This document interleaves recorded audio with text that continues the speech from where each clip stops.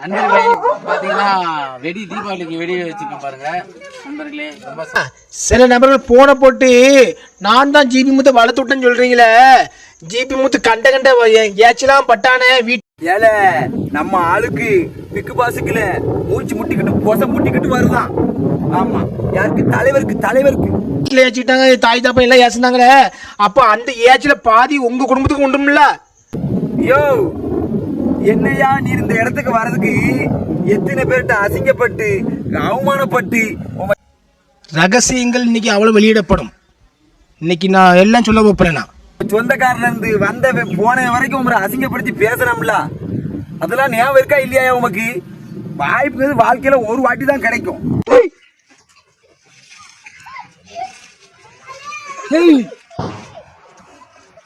உமக்கு அது கிடைச்சிருக்கு. உள்ள உட்காந்துக்கிட்டு எனக்கு மூச்சு முடிக்கிட்டு வருது அழுதுகிட்டு இருக்காரு. உமரை நம்பி நம்ம குடும்பம் பிள்ளை குட்டிலாம் இருக்கியா? 2 பொட்டை பிள்ளை இருக்கு. அதெல்லாம் கரை சேர்க்கணும். அதை நினைச்சுக்கிட்டு உள்ளே ஈரும். என்ன வெடிதான் வெடிக்கிறானா இல்ல வேற ஏதாவது பண்றானா?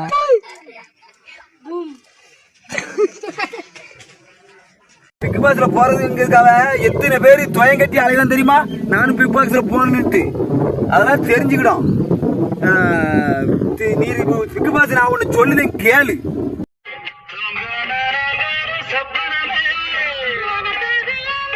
ஒரு உள்ள இருக்கணும்னா என் செல்லக்குட்டி சாதனா திருச்சி சாதனா தூக்கி உள்ள போடுங்க. அப்பதான் நம்ம ஆளு உள்ளே இருப்பாரு.